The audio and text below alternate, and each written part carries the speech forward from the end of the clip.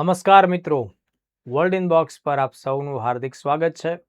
Current affairs lecture શ્રેણીમાં આજે આપણે લેક્ચર નંબર 205 પર પહોંચ્યા છીએ અને આજના લેક્ચરમાં દોસ્તો ખાસ એક અગત્યના ટોપિક વિશે વાત કરવી છે. વાઘ અને એની સાથે સંકળાયેલા ઘણા બધા પરીક્ષાલક્ષી ફેક્ટ્સ છે. એ બધા મુદ્દાઓને આપણે સ્થાન આપવાનું છે.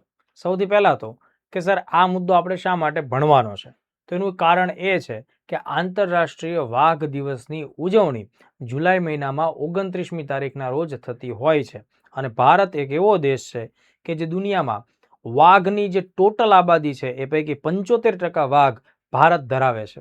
એટલે આપણા દેશ માટે આ દિવસની ઉજવણી સવિશેષ હોતી હોય છે. એટલા માટે આપણે આજના લેક્ચરમાં ખાસ મહત્વના ઘણા બધા નાના નાના તથ્યો કે જે વાઇલ્ડ લાઈફ અને એમાંય ખાસ કરીને વાઘ સાથે સંકળાયેલા અને જોડાયેલા હોય એના વિશે આપણે વાત કરીશું. કારણ કે વાઘ ભારતનું રાષ્ટ્રીય પ્રાણી પણ છે, એટલે એ બાબતને ધ્યાનમાં રાખીને તે આપણા માટે આ મહત્વનો મુદ્દો થઈ જાય છે. લેક્ચરમાં આગળ વધીએ પહેલા જે મિત્રોને ખાખી 2 સ્ટાર પીએસઆઈ બનવું છે એ તમામ મિત્રો માટે ઉજ્જવળ તક તમારી સમક્ષ રજૂ કરવામાં આવી રહી છે world in box academy Gandhinagar દ્વારા. 17મી ઓગસ્ટ 2026ના દિવસથી પીએસઆઈ માટેની સ્પેશિયલ બેચ ઓનલાઈન અને ઓફલાઈન બંને મોડ ઉપર આપ સૌ મિત્રો માટે ઉપલબ્ધ થવાની છે. એડમિશન પ્રોસેસ ઓલરેડી ચાલુ થઈ ચૂકી છે. વિદ્યાર્થીઓ એમાં એડમિશન લેવા પણ માંડ્યા છે અને દોસ્તો અત્યારથી તમારે પરીક્ષા માટે તૈયાર થવું પડશે, કારણ કે પીએસઆઈ જેવી ખાસ મહત્વની પરીક્ષા છે દોસ્તો. એમાં લાખો ઉમેદવારોનું સપનું હોય છે અને ખાસ હરીફાઈ હોય છે અને પાછો સિલેબસ એનો કઈ નાનો એવો થોડો પડ્યો છે. સિલેબસ પણ ઘણો લેન્ધી અને મોટો છે. એના માટે ટાઈમ જોઈએ. એના માટે તમે ફોર્મ બહાર પડે ને પછી પીએસઆઈ થવા જાઓ તો પછી એ સમય હાથ જોડી દેજો, એ તમારાથી નહીં થાય. એટલે અત્યારથી જ તમારે જાગવું પડશે, ભાગવું પડશે, મહેનત કરવી પડશે. 9 મહિનાનો ટાઈમ જોશે દોસ્તો. 9 મહિના સુધી આ બેચ ચાલવાની છે. એડવાન્સ બેચ જોઈન કરવાથી તમારી પ્રિપરેશન ખૂબ સરસ રીતે આગળ વધશે. શું ખબર તમને લોકોને માની લો કે દિવાળી પછી તરત જ આનું નવું ફોર્મ બહાર પડી જાય, દિવાળી પછી શિયાળામાં જ તમારી રનિંગ લેવાઈ જાય, તો પછી તમે આ આવનારી તકની પણ ગુમાવી બેસો. એવું ન બનવું જોઈએ. એટલે ખાસ મહત્વનું, જેને છેલ્લો અથડો મારી દેવાનો છે લાઈફમાં, કારકિર્દીમાં, એ લોકો માટે સ્પેશિયલ બેચ છે, બરાબર. અને સૌથી બેસ્ટ રિઝલ્ટ એટલે કોઈને પૂછવાનું જ ન હોય, વર્લ્ડ ઇન બોક્સ ગાંધીનગરનું નામ ગુંજતું હોય, આવી જ જવાનું હોય અને એડમિશન લઈને ભણવાનું ચાલુ કરી જ દેવાનું હોય. ચાલો, ઇન્ટરનેશનલ ટાઈગર ડે. સૌથી પહેલા તો આમાંથી મેં છે ને આ આખા ટોપિકને સિમ્પ્લિફાઈડ કરવાના પોઈન્ટ ઓફ વ્યૂ ઘણા બધા નાના નાના સવાલો બનાવ્યા છે. એટલે વિડીયોમાં તમે એ બધા મુદ્દાઓ જોઈ લો એટલે 1 બાય 1 આખી બાબતનો કોન્સેપ્ટ ક્લિયર થાય. સૌથી પહેલા તો કે ભાઈ આ આંતરરાષ્ટ્રીય વાઘ દિવસ છે ક્યારે મનાવવામાં આવે? આપણો જવાબ હોવો જોઈએ દર વર્ષે 29મી જુલાઈના દિવસે, બરાબર. એટલે પહેલો ક્વેશ્ચન તો આપણે ત્યાં સોલ્વ થઈ જાય. 29મી જુલાઈ એ ઇન્ટરનેશનલ ટાઈગર ડે છે. હવે બીજો પ્રશ્ન કે સર કયા વર્ષથી આ ઉજવણીની શરૂઆત થઈ? બરાબર, સ્વાભાવિક છે કે આવો સવાલ આપણા મનમાં આવે. તો ધ્યાન રાખજો કે વર્ષ 2010માં, બરાબર, 2010માં રશિયા દેશમાં સેન્ટ પીટર્સબર્ગ નામનું શહેર છે, બરાબર. તો સેન્ટ પીટર્સબર્ગમાં 13 દેશોએ ખાસ અગત્યની બેઠક આયોજિત કરેલી. આ એવા 13 દેશો હતા કે જેની અંદર જેના ભૌગોલિક ક્ષેત્રમાં વાઘની હાજરી જોવા મળે છે. આપણો દેશ તો એમાં પ્રમુખ સ્થાને હોવો જ જોઈએ, કારણ કે સૌથી વધુ વાઘ ભારતમાં જોવા મળે છે. તો એ જે મીટિંગ થઈ દોસ્તો એને આપણે સેન્ટ પીટર્સબર્ગ ટાઈગર સમિટ તરીકે ઓળખીએ છીએ. જે કયા વર્ષે થઈ હતી? 2010માં. અને કઈ તારીખે થઈ હતી? 29મી જુલાઈના દિવસે થઈ હતી. તો એ દરમિયાન એવો જે કઈ નિર્ણયો લેવામાં આવ્યા છે દોસ્તો, એના આધાર ઉપર જ આપણે 29મી જુલાઈને, કારણ કે આ મીટિંગ જે તારીખે થઈ હતી ને એટલા માટે જ આ તારીખને આંતરરાષ્ટ્રીય વાઘ દિવસ તરીકે સ્થાન આપ્યું છે. હવે બીજો પ્રશ્ન કે તમે 2010માં મીટિંગ કરી તો શું એ જ વર્ષથી આ તારીખને ઉજવો છો? જવાબ છે ના. પહેલી ઉજવણી ક્યારે થઈ હતી? 2011માં કરવામાં આવી હતી, એની પછીના વર્ષ હતી. એટલે આ એક ફેક્ટ આપણે યાદ રાખીશું. હવે બીજી બાબત કે આ સેન્ટ પીટર્સબર્ગ ટાઈગર સમિટ જે આયોજિત થઈ એમાં ખાસ કોઈ સંકલ્પ લેવામાં આવ્યો? તો કે હા, એ સંકલ્પ એવો લેવામાં આવ્યો કે ભાઈ વાઘ ધરાવતા દુનિયાના જે 13 દેશો છે એમણે આ 2010 થી લઈ અને 2022 સુધીમાં આ વસ્તુ આઈએમપી 22 સુધીમાં આપણા બધાના દેશમાં જેટલી વાઘની સંખ્યા છે ને એને આપણે એવું પ્રોટેક્શન આપવાનું છે જેથી એનો શિકાર અટકે, એ બીમાર પડે તો એની યોગ્ય સારવાર થાય. તો એના લીધે વાઘની જે અત્યારની એટલે કે 2010ના સંદર્ભમાં જે વસ્તી હતી, જે સંખ્યા હતી એ ડબલ થઈ જવી જોઈએ. એટલે ટી ગુણાકારમાં 2 એટલે T × 2 બરાબર, T-X2 નામની ઇન્ટરનેશનલ પહેલ છે, બરાબર, એની શરૂઆત કરવામાં આવી. એટલે આપણને એક્ઝામમાં પૂછી નાખે કે આ T-X2 આ શું છે? તો દોસ્તો આ વાઘ સાથે જોડાયેલું છે, બરાબર. વાઘની વસ્તી ડબલ કરવાનો સંકલ્પ છે, બરાબર, એનો ટાર્ગેટ છે, જે 2010માં નિર્ણય લેવામાં આવ્યો. ક્યાં નિર્ણય લેવામાં આવ્યો? સેન્ટ પીટર્સબર્ગ ટાઈગર સમિટમાં. એટલે પહેલા તો T-X2 આપણા માટે ક્લિયર હોવું જોઈએ. પર્યાવરણની કોઈ પણ એક્ઝામમાં પ્રશ્ન આવે, T-X2 આપણા માટે એકદમ ક્લિયર હોવું જોઈએ, બરાબર. હવે જુઓ, કોના દ્વારા આ ઉજવણી કરવામાં આવે છે, આવો આપણા મનમાં સવાલ આવે. તો સ્વાભાવિક છે કે વૈશ્વિક સ્તરે આ દિવસ વાઘની હાજરી ધરાવતા જે કાંઈ પણ દેશો હોય તે વત્તા world wide fund for nature નામનું બહુ મહત્વનું એનજીઓ છે તે, અને ગ્લોબલ ટાઈગર ફોરમ GTF નામનું એક સંગઠન છે એનજીઓ ટાઈપનું, એના એ બધી સંસ્થાઓ દ્વારા આ દિવસ મનાવવામાં આવે છે. તો પહેલા તો જો અહીંયા આટલામાંથી તમને વર્ષો અને ટાર્ગેટ ને બધી બાબત એકદમ ક્લિયર થઈ ગઈ. ઓકે, સેન્ટ પીટર્સબર્ગ સમિટ છે એ કોની સાથે જોડાયેલી છે? ટાઈગર સાથે જોડાયેલી છે. પ્રશ્ન સોલ્વ થઈ ગયો. સેન્ટ પીટર્સબર્ગ છે રશિયાનું દેશ છે, એના નામ ઉપરથી આપણે આ સમિટની વાત કરી. હવે ખાસ બીજા એમપી ફેક્ટ આપણે ધ્યાન રાખીએ કે ભાઈ ભારતમાં વાઘની કુલ સંખ્યા કેટલી, બરાબર. તો જો દોસ્તો ભારતમાં 2022માં 5મી વસ્તી ગણતરી વાઘની જે થઈ એ પ્રમાણે સરેરાશ અંદાજિત વાઘની સંખ્યા 3682 છે. જો 2006માં દોસ્તો પહેલી વાર ભારતમાં વાઘની વસ્તી ગણતરી કરવામાં આવેલી વૈજ્ઞાનિક પદ્ધતિથી. ક્યારે કરવામાં આવી હતી? 2006. હવે વાઘની વસ્તી ગણતરી છે ને એ દર 4 વર્ષે થાય. કેટલા વર્ષે થાય? 4 વર્ષે. એટલે નેક્સ્ટ ક્યારે આવે? 2010માં. એનાથી નેક્સ્ટ ક્યારે આવે? 2014માં. એનાથી નેક્સ્ટ ક્યારે આવે? 2018. અને પછી ક્યારે આવ્યું? 2022. બરાબર, 6, 10, 14, 18 ને 22 આ કેટલામી વખતની થઈ? એ 5મી વખતની થઈ. તો હવે જો આમાં હું 4 નાખીશ તો હવે વસ્તી ગણતરી નવી ક્યારે આવશે? 2026. એટલે કે આ જ વર્ષે બની શકે કે આ જ વર્ષે આપણી સામે વાઘની હાજરીના કંઈક નવા ડેટા, નવા આંકડાઓ આવશે. પણ જ્યાં સુધી નથી આવતા ત્યાં સુધી આ આંકડો આપણા માટે પરીક્ષાના દ્રષ્ટિકોણથી યાદ રાખવો પડશે. તો પહેલા તો આ એક ફેક્ટ આપણે ક્લિયર કરી નાખ્યું. અત્યાર સુધીની 5મી ગણતરી પ્રમાણે 3682 વાઘ છે. હવે જુઓ, યાદ પણ એકદમ ઇઝીલી રહી જશે. 36 દુ 72 થાય તો 3672 થાય, પણ આપણે અહીંયા 72 ની જગ્યાએ શું કરીશું? 82. એટલે એ રીતે પણ આપણને ઇઝીલી યાદ રહી જવું જોઈએ. હવે બીજો સવાલ જે પરીક્ષામાં પૂછાયેલો પણ છે કે ભાઈ વાઘની વસ્તી ગણતરી કરવાનું કામ કોણ કરે છે? તો જો મુખ્યત્વે એ જવાબદારી હોય છે national tiger conservation authority. NTCA 2005માં રચાયેલી સંસ્થા છે, એની પણ હું આગળ વાત કરીશ હમણાં, બરાબર. તો NTCA નામની સંસ્થા છે તે અને wild life institute of India WII આ બંને સંસ્થા સાથે મળશે. બીજી ઘણી સંસ્થાઓ પણ છે, જે તે રાજ્યમાં જ્યારે વસ્તી ગણતરીની વાત હશે ત્યારે એનું ફોરેસ્ટ ડિપાર્ટમેન્ટ પણ એમાં સામેલ હશે, પણ મુખ્યત્વે આ બે સંસ્થા. આ PYQ છે, યાદ રાખજો. વાઘની વસ્તી ગણતરી કઈ સંસ્થાઓ દ્વારા થાય? આ બંનેનું કોમ્બિનેશન યાદ રાખવાનું. NTCA એટલે નેશનલ ટાઈગર કન્ઝર્વેશન ઓથોરિટી અને wild life institute of India. આ જે સંસ્થા છે એ દહેરાદૂન ખાતે આવેલી છે. ચાલો, અહીંયા સુધીના ફેક્ટ્સ આપણે પહેલા તો ક્લિયર કર્યા. હવે બીજી વાત, વાઘની વસ્તી ગણતરીનો સમયગાળો તો દર 4 વર્ષે. સિંહની વસ્તી ગણતરી 5 વર્ષે થાય, વાઘની 4 વર્ષે થાય, બરાબર. આમાં વિવિધ પ્રકારની ટેકનોલોજી, કેમેરા ટ્રેપિંગ અને M-Strips નામની મોબાઈલ એપનો ઉપયોગ કરવામાં આવે. એટલે હવે જો બીજો એક IMP પ્રશ્ન શું થઈ ગયો? વાઘની વસ્તી ગણતરી કરવા માટે કઈ એપ વપરાય છે? M-Strips. આ બીજો પ્રશ્ન થઈ ગયો. આ બહુ જ IMP ક્વેશ્ચન થાય. M-Strips છે એ વાઘની વસ્તી ગણતરી અને વાઘ ઉપર દેખરેખ રાખવા માટેની બહુ જ ખાસ કહી શકાય સંકલિત મોબાઈલ ટેકનોલોજી છે. હવે બીજી વાત કે ભાઈ વાઘની પહેલી વાર વસ્તી ગણતરી છે વૈજ્ઞાનિક પદ્ધતિથી એ ક્યારે કરવામાં આવેલી? તો મેં તમને હમણાં જ જસ્ટ જણાવ્યું છે 2006માં પહેલી વાર સાયન્ટિફિક મેથોડોલોજીનો ઉપયોગ કરી અને એનો ઉપયોગ આ પહેલી વાર વસ્તી ગણતરી કરવામાં આવેલી. વિશ્વના કેટલા ટકા વાઘ ભારતમાં વસે છે? તો વિશ્વના કુલ જંગલી વાઘની વસ્તી છે એના લગભગ 75% અથવા એનાથી વધુ વાઘ છે એ ભારતમાં વસે. એટલે તમે રફલી 70-75% પણ લખી શકો મેઇન્સમાં, બરાબર. એટલે 75% નિયર બાય જેટલો આન્સર અથવા ઓપ્શન આપે એ આપણે ધ્યાને રાખવું પડે. હવે બીજો મુદ્દો, ભારતમાં વાઘ છે એ ટોટલ કેટલા રાજ્યમાં જોવા મળે? યાદ રાખજો, ભારતમાં 19 રાજ્યોમાં વાઘની હાજરી છે, ઇન્ક્લુડિંગ ગુજરાત.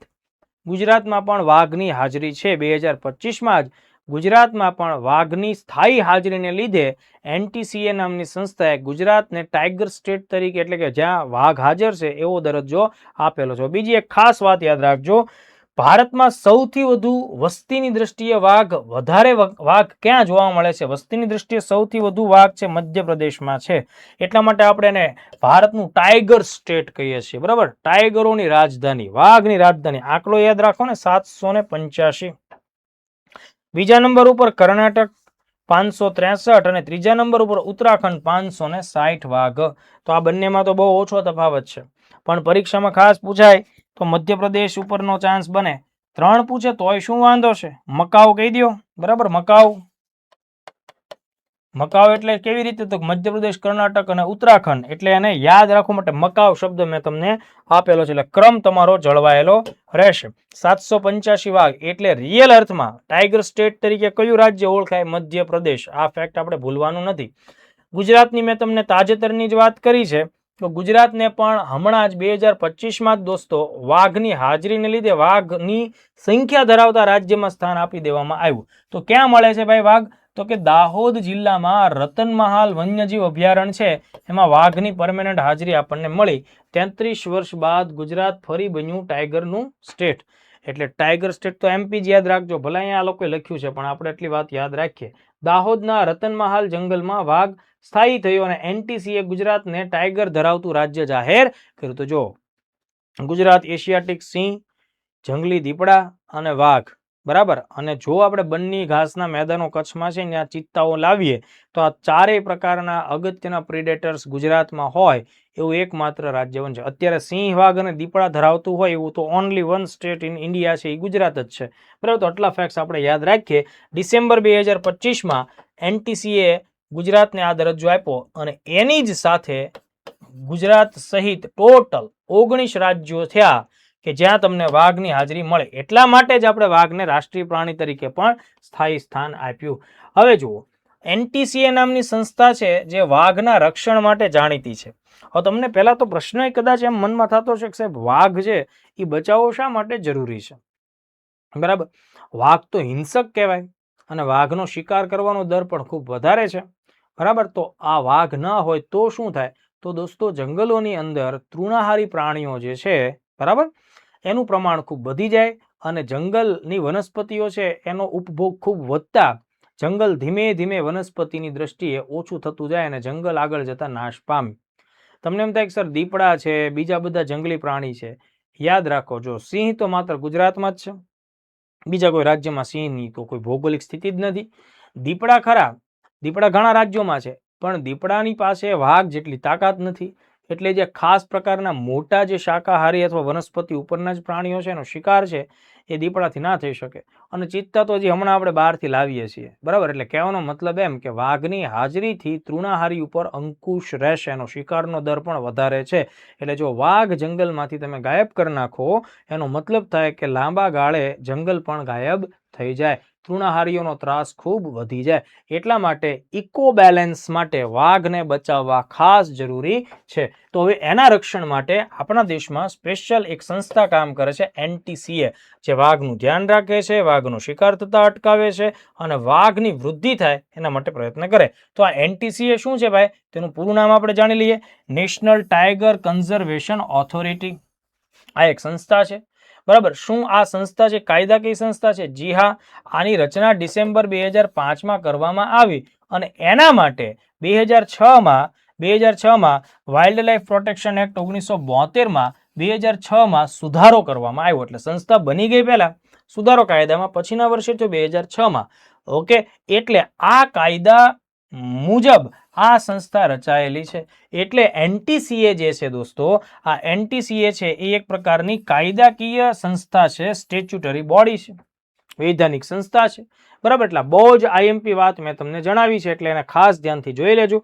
બીજું, આ કાયદો જે વાઇલ્ડ લાઇફ પ્રોટેક્શન એક્ટ છે એની કલમ 38, બરાબર, 38 પેટા કલમ 4 મુજબ આની સ્થાપના થયેલી છે. અને મોસ્ટ IMP બાબત એ કે આ NTCA નામની જે સંસ્થા છે દોસ્તો, બરાબર, એના અધ્યક્ષ કોણ હોય?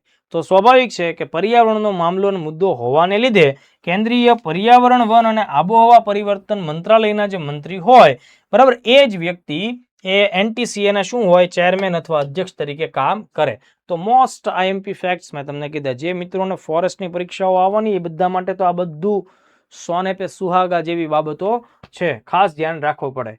હવે જુઓ, ભારતમાં ટોટલ ટાઈગર રિઝર્વ્સ એટલે કે જંગલનો એવો વિસ્તાર કે જ્યાં વાઘની સંખ્યા ખૂબ વધારે હોય, તો એ વિસ્તારમાં અમુક ચોક્કસ પ્રકારના પ્રવેશો અને આર્થિક પ્રવૃત્તિઓ બંધ હોય. એ જે વિસ્તાર છે દોસ્તો, એ રાજ્ય સરકાર પોતે કેન્દ્ર સરકારને NTCA ને ભલામણ કરશે કે ભાઈ અમારે આ વિસ્તારને પ્રોટેક્ટેડ ટાઈગર એરિયા જાહેર કરવો છે, જેને આપણે ટાઈગર રિઝર્વ્સ પણ કહેતા હોઈએ. તો ભારતમાં કુલ ટાઈગર રિઝર્વ્સ, જ્યારે હું આ વાત તમને લોકોને રજૂ કરી રહ્યો છું, મને કદાચ એવો ડાઉટ પણ છે કે કદાચ આ 29મી જુલાઈના દિવસે કોઈ નવા ટાઈગર રિઝર્વ જાહેર પણ થઈ શકે. પણ જે તારીખને ધ્યાનમાં રાખીને જે અનુસંધાન હું વાત કરું છું, ભારતમાં 58 જેટલા ટાઈગર રિઝર્વ્સ અત્યારના ધોરણે અવેલેબલ છે. બરાબર, 58 છે, 58. આ એકદમ મગજમાં ક્લિયર કરી નાખજો. જો આ વર્ષે આમાં વધારો થઈ શકે તો હું પાછો કરંટના લેક્ચર્સમાં એને કવર કરાવીશ. એટલે 58 ટાઈગર રિઝર્વ્સ છે.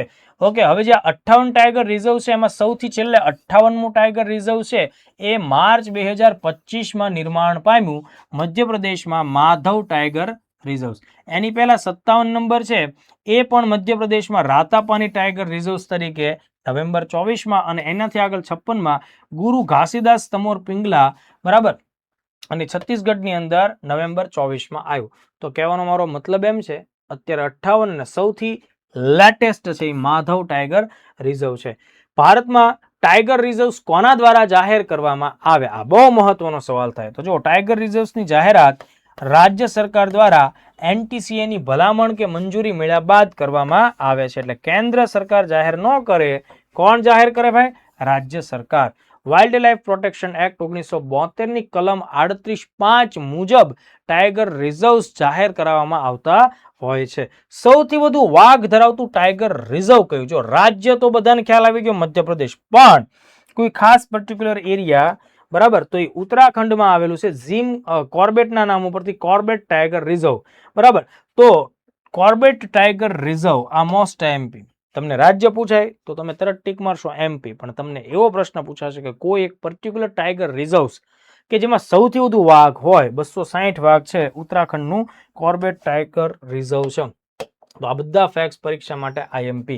હવે જુઓ, વાઘના રક્ષણ માટે રાષ્ટ્રીય અને આંતરરાષ્ટ્રીય સ્તર ઉપર કેટલીક પહેલો લેવામાં આવી છે જે પરીક્ષામાં ખાસ પૂછાય. તો આપણે પહેલા રાષ્ટ્રીય પહેલ જોઈએ. પ્રોજેક્ટ ટાઈગર દોસ્તો 1 એપ્રિલ 1973ના રોજ જાહેર કરવામાં આવ્યો. આ ઘણી વાર પૂછાયેલો પ્રશ્ન છે, વર્ષ પૂછાય, બરાબર, PYQ પણ છે. અને 1973 થી જ આપણે વાઘને રાષ્ટ્રીય પ્રાણી જાહેર કરેલું છે. એની પહેલા કોણ હતું? સિંહ હતું, બરાબર. એમસ્ટ્રીપ્સ નામની મોબાઈલ એપ્લિકેશન ભારત સરકારે વિકસિત કરેલી છે, જેનો ઉદ્દેશ શું છે? વાઘનું મોનિટરિંગ અને એનું પેટ્રોલિંગ, એટલે કે એની પર સતત વોચ રાખવી, અને એની વસ્તી ગણતરીમાં પણ એમસ્ટ્રીપ્સનો આપણે ઉપયોગ કરીએ છીએ. પછી સ્પેશિયલ ટાઈગર પ્રોટેક્શન ફોર્સની સ્થાપના પણ અલગ અલગ રાજ્યોમાં આપણે કરેલી છે. એવી જ રીતે જો હું વાત કરું કે આંતરરાષ્ટ્રીય સ્તર ઉપર જે પહેલો લેવામાં આવી, તો મેં તમને હમણાં જ જણાવ્યું T-Cross2 ગોલ છે જે 2022 સુધીમાં પ્રાપ્ત કરવાનો છે. ભારતે તો 2018માં જ આ T-Cross2 પ્રાપ્ત કરી લીધેલો છે. એ સિવાય ગ્લોબલ ટાઈગર ફોરમ નામની એક બહુ જ મહત્વપૂર્ણ સંસ્થા છે. વાઘના રક્ષણ માટે કાર્યરત હોય એવી આંતરરાષ્ટ્રીય એકમાત્ર એવી સંસ્થા છે GTF. અને પાછું બીજું મહત્વની વાત છે કે એનું વડું મથક ક્યાં આવેલું છે? દિલ્હી ખાતે આવેલું છે. તો આ પણ બહુ IMP બાબતથી. ગ્લોબલ ટાઈગર ફોરમ નામની સંસ્થા આંતરરાષ્ટ્રીય સ્તરની અને ઇન્ટર ગવર્મેન્ટલ સ્વરૂપની, એટલે કે એક સરકાર બીજી સરકારની મદદ લેતી હોય અને સરકારોના કાર્યોની વચ્ચે જે સંકલન કરાવતી હોય એવી સંસ્થા છે GTF. એનું વડું મથક ક્યાં છે? દિલ્હીમાં. હવે બીજો મુદ્દો, જો આ કેટ્સ લખ્યું છે, CA/ એક લીટો છે ઉભો, અને TS. આ CATS એટલે કેટ્સનો મતલબ શું? Conservation assured tiger standards. કોઈ પણ દેશમાં વાઘના રક્ષણ માટે ફોરેસ્ટ વિભાગે કેવી પદ્ધતિ અમલમાં મૂકવી એના નિયમો એટલે કેટ્સ. પૂછાયેલો સવાલ છે, ધ્યાન રાખજો. બરાબર. એટલે ટાઈગર રિઝર્વના કાર્યક્ષમ વ્યવસ્થાપન મેનેજમેન્ટ માટે આંતરરાષ્ટ્રીય સ્તરના જે નિયમો છે એને કન્ઝર્વેશન અશ્યોર્ડ ટાઈગર સ્ટાન્ડર્ડ્સ એટલે કે કેટ્સના નામથી ઓળખવામાં આવે. આ પણ પીવાયક્યુ છે, આ પણ પરીક્ષામાં પૂછાયેલો છે. બરાબર, તો તમારે એને થોડું ધ્યાને રાખવું પડશે. હવે જુઓ, રાષ્ટ્રીય પ્રાણી વાઘને ક્યારે જાહેર કરવામાં આવેલું છે? 1973. એ ઓલરેડી પૂછાયેલો ક્વેશ્ચન છે એટલે ધ્યાન રાખીશું. એનું વૈજ્ઞાનિક નામ શું છે? પેન્થેરા ટાઇગ્રિસ એનું વૈજ્ઞાનિક નામ છે. IUCN સ્ટેટસ, વિશ્વમાં આ પ્રાણીની જે સંખ્યા છે એમાં જે ફેરફાર થાય છે એના આધાર ઉપર એનું અસ્તિત્વ કેવું છે? તો કે ભાઈ એન્ડેન્જર્ડ, સંકટગ્રસ્ત કહેવાય. બહુ સારું ન કહેવાય. એન્ડેન્જર્ડ ઓલરેડી સંકટગ્રસ્ત છે, સંખ્યા એની ઘટે જ છે, એ રીતની વાત આપણને જોવા મળે. સાઇટ્સ નામનું જે સંમેલન છે જે આંતરરાષ્ટ્રીય વેપારને પ્રોત્સાહન આપે છે, જે બાયોલોજીકલ વેપાર હોય, પ્રાણીઓ કે વનસ્પતિઓ હોય, એની યાદી 1માં એનું સ્થાન છે. એટલે આનો કોઈ પ્રકારનો વેપાર લીગલ નથી, એટલે એપેન્ડિક્સ 1માં સ્થાન છે. વાઇલ્ડ લાઇફ પ્રોટેક્શન એક્ટ 1972 ની સ્કેડ્યુલ 1માં એનું સ્થાન છે, અનુસૂચિ 1. એટલે એને તમે પથ્થરનો મારી શકો, લાકડી મારી ન શકો, કશું ન કરી શકો, એને તમે ચીડવો ને તો પણ અપરાધ થઈ જાય. એટલે એનું ખૂન કરવું કે એની હત્યા કરવી કે એને બટકું ભરી લેવું એ તો તમે ભૂલથી તે વિચારતાય નહીં. પણ હમણાં જ આપણે જોયું કે પ્રાણી સંગ્રહાલયમાં કોઈક વ્યક્તિ વાઘની હળી કરતો હતો. આ પ્રોટેક્શનમાં શેડ્યુલ 1 અંતર્ગતનું પ્રાણી છે, તમને ભાન નથી પડતી. ડોબાઓ જો સરકારના હાથે ચડી જાઓ ને તો જેલની અંદર પછી રોજ ટાઈગરનું ચિત્ર દોરે રાખશો. એટલે આ આટલા ફેક્ટ્સ તો તમે મગજમાં ફિટ જ કરી દો, આમાંથી સવાલો આવી શકે. હવે છેલ્લો નાનો ટોપિક છે ઇન્ટરનેશનલ બિગ કેટ અલાયન્સ. એ જે આખી બાબત છે એ બહુ આઈએમપી છે. 2023ના વર્ષમાં જ્યારે આપણે પ્રોજેક્ટ ટાઈગરના 50 વર્ષ પૂરા થયા ત્યારે કર્ણાટકના મૈસૂર ખાતેથી વડાપ્રધાન નરેન્દ્ર મોદી સાહેબે એક આંતરરાષ્ટ્રીય સંસ્થા અથવા સંગઠન ઊભું કરવાની જાહેરાત કરી હતી કે દુનિયાના મતલબ વાઘ જ ઇમ્પોર્ટન્સ એવું નથી. વાઘ છે, સિંહ છે, દીપડા, હિમ દીપડા, ચિત્તા, પૂમા, જગુઆર, આવા 7 જેટલી બિગ કેટ્સ કહેવાય. આ 7 બિગ કેટ જે હશે એનું પ્રમાણ વધારે હશે તો જ ઇકોસિસ્ટમ બેલેન્સ રહેશે. દુનિયાના બહુ બધા દેશોએ સાથે મળી અને આ ઇન્ટરનેશનલ બિગ કેટ એલાયન્સમાં જોડાવવું જોઈએ. તો ભારતની પહેલ છે, આમાંથી સવાલો ખાસ આવી શકે, તો એ પણ આપણે એક પહેલના ભાગ સ્વરૂપે ધ્યાને રાખીએ. International big cat alliance IBCA ઇબકા જાહેરાત ક્યારે થઈ? 2023માં 9મી એપ્રિલે. પ્રોજેક્ટ ટાઈગરના 50 વર્ષ જ્યારે પૂરા થયા ત્યારે મેં તમને જણાવ્યું એમ મૈસૂર ખાતેથી એને લોન્ચ કરવામાં આવ્યું. બીજું કે આ જે ઇબકા છે એનું વડુ મથક ક્યાં બનશે? તો કે ભારતમાં એની સ્થાપના થશે. હજુ એને વિધિવત રીતે લોન્ચ નથી કરાણું પણ થશે. આ અંતર્ગત વિશ્વની 7 બિગ કેટ્સ પ્રજાતિઓ કહેવાય, બરાબર, એના રક્ષણ માટે દુનિયાના દેશોએ સાથે મળવાનું છે અને ભારત સરકાર એના રક્ષણ માટે 150 કરોડ રૂપિયાનું બજેટ હાલના ધોરણે ફાળવ્યું પણ છે, 150 કરોડ. બરાબર, તો એ જે 7 મોટી પ્રજાતિઓ કહેવાય ને એના નામ પ્રિલિમ્સમાં આવી જાય, ધ્યાન રાખજો. અથવા વિધાનવાળા ક્વેશ્ચન્સમાં 7 છે ને જગ્યાએ 5, 10 એવા પણ ફેક્ટ આપી દે. તો વાઘ, સિંહ, ચિત્તો, હિમ ચિત્તો, બરાબર, પ્યુમા, જેગુઆર અને દીપડા. એટલે અહીંયા ચિત્તો રિપીટ થયો છે, દીપડો, બરાબર, એટલે દીપડા એનો સમાવેશ થાય. તો આટલા ફેક્ટ આપણે યાદ રાખીશું. જો એમાં ભારતમાં વાઘ છે, સિંહ છે, હિમ ચિત્તાઓ છે, ચિત્તાઓ હમણાં આપણે લઈ આવ્યા છીએ, અને દીપડાઓ છે. આપણા દેશમાં પૂમા અને જેગુઆર આ 2 નથી, બરાબર, બાકી 5 પ્રજાતિ આપણા દેશ પાસે છે. ચલો, અહીંયા સુધીના મુદ્દાઓ મેં તમને ખૂબ ભણાવ્યા. હવે now it's turn and time for MCQ solution. આપણે કેટલાક પ્રશ્નો જોઈ લઈએ. એટલે આજ મેં જે કાંઈ પણ તમારા લોકો સાથે ચર્ચા કરી એના અનુસંધાને તમે કેટલા MCQ સોલ્વ કરી શકો છો આપણે 1 by 1 MCQ જોતા જઈએ અને એનો એંગલ પણ ખાસ ચકાસીએ. તો પહેલો MCQ છે, આંતરરાષ્ટ્રીય વાઘ દિવસ સંદર્ભે નીચેનામાંથી કયા વિધાન સાચું છે? બરાબર, અથવા કેટલા વિધાનો સાચા છે? તો જુઓ, આંતરરાષ્ટ્રીય વાઘ દિવસ તે દર વર્ષે 29 જુલાઈના રોજ મનાવવામાં આવે. તમને ખ્યાલ છે, તમે આ બાબત સાથે સહમત છો? યસ, તો આ વિધાન તો સાચું જ છે. પણ અહીંયા જો ઓપ્શન મને શું આપ્યું છે? આપેલ તમામ વિધાનો સત્ય છે. એટલે હું માત્ર આને ટીક મારીને જતો રહું તો મારે જોવું પડે કે ભાઈ આ વિધાન અહીંયા ઓપ્શન્સમાં છે, એટલે મારે એને પણ ચેક કરવું તો પડે. તો મારે બીજું વાંચવું પડશે. તેની શરૂઆત 2010માં રશિયાના સેન્ટ પીટર્સબર્ગ ટાઈગર સમિટ દરમિયાન થઈ હતી. એટલે આ નિર્ણય ત્યારે લેવાયેલો હતો, એટલે એ દ્રષ્ટિકોણથી વસ્તુ સાચી છે. પણ પહેલી વાર ક્યારે મનાવવામાં આવ્યો હતો? 2011માં. આ સમિટમાં વાઘ ધરાવતા 13 દેશોએ 2022 સુધીમાં વાઘની સંખ્યા બમણી કરવા T+2 લક્ષ્ય સંકલ્પ લીધો હતો. તો આ પણ સાચું. તો ત્રણેય વિધાન સાચા, એટલે મારે કમ્પલસરી ડી ને ટીક મારવો પડે. ચલો, અહીંયા સુધીના મુદ્દા ક્લિયર થાય છે? યસ. એટલે તમે જ્યારે કોઈ સવાલ સોલ્વ કરો પહેલા છેલ્લું ઓપ્શન જોઈ લેવાનું, એ શું કહે છે. મેં તમને કીધું એમ કે ઉપરોક્ત તમામ વિધાનો સાચા છે, આવો ઓપ્શન આપી દે તમે ખાલી એ ટીક મારીને જતા રહ્યો તો પછી મામલો ખરાબ થઈ જાય. ભારતમાં વાઘની 5મી વસ્તી ગણતરી અનુસાર નીચેનામાંથી કયું વિધાન અસત્ય છે, ખોટું છે એ કહે છે. એટલે પહેલા તો છે ને ધ્યાન આ મુદ્દા ઉપર જવું જોઈએ, અસત્ય છે એવી વાત ઉપર. તો જુઓ, પહેલું વિધાન શું કહે છે કે ભારતમાં વાઘની સરેરાશ અંદાજિત સંખ્યા 3682 છે. આ તો સાચું જ છે. હા, એટલે હું પહેલા ટીક મારી દઉં કે આ સાચું છે. મારે ખોટું ગોતવાનું છે, બરાબર. વિશ્વના કુલ જંગલી વાઘની વસ્તીના લગભગ 75% અથવા અથવાથી વધુ વાઘ ભારતમાં વસે છે. તો એ પણ સાચું છે. ભારતમાં સૌથી વધુ વાઘ ધરાવતું રાજ્ય કર્ણાટક છે. આ મને ખબર પડી જોઈએ કે ભાઈ સાહેબે વાત કરેલી છે મધ્યપ્રદેશ, મારો જવાબ આવે કર્ણાટક ના આવે, એટલે આ વિધાન ખોટું. એટલે આ ડિમાન્ડ મુજબ મારો ઓપ્શન સાચો કયો થઈ જશે? સી. જો વાઘની રાષ્ટ્રીય સ્તરે વૈજ્ઞાનિક પદ્ધતિથી પહેલી વખતની વસ્તી ગણતરી 2006માં થઈ, એ પણ સાચું જ થાય. પણ મારે અસત્ય કહેવાનું છે, એટલે અહીંયા સી ઓપ્શન સી મારો જવાબ આવશે. નેક્સ્ટ ક્વેશ્ચન જોઈ લઈએ. રાષ્ટ્રીય વાઘ સંરક્ષણ પ્રાધિકરણ એટલે કે national tiger conservation authority NTCA ના સંદર્ભમાં નીચેના વિધાનો ધ્યાને લો. પર્યાવરણનો મુદ્દો આવે, 1, 2 જેવી અગત્યની પરીક્ષા આવે, એટલે ખાસ ધ્યાન રાખવું પડશે. NTCA વન્યજીવ સંરક્ષણ અધિનિયમ 1972માં 2006માં સુધારો કરીને સ્થપાયેલી વૈધાનિક સંસ્થા, સ્ટેચ્યુટરી બોડી છે. આ વાક્ય એકદમ સાચું છે. આપણે વાત કરી છે, મેં સમજાવ્યું છે, મેં તમને આખી વાત ક્લિયર કટ સમજાવેલી છે.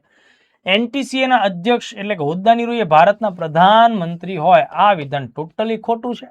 કારણ કે જે આપણા દેશનો પર્યાવરણ, વન અને આબોહવા મંત્રી હોય એ જ વ્યક્તિ હોદ્દાની રૂએ NTCA નો શું હોય? અધ્યક્ષ હોય. પ્રધાનમંત્રી હોતા નથી. એટલે બીજું વિધાન ખોટું થાય. તો મારે યોગ્ય વિધાન પસંદ કરવાના હોય તો મારે માત્ર એક એ ઓપ્શન ને જ પસંદ કરવો પડે, અધરવાઇઝ એ બાબત ખોટી પડે. એટલે બે બાબત થઈ ગઈ. ચાલો નેક્સ્ટ ક્વેશ્ચન જો.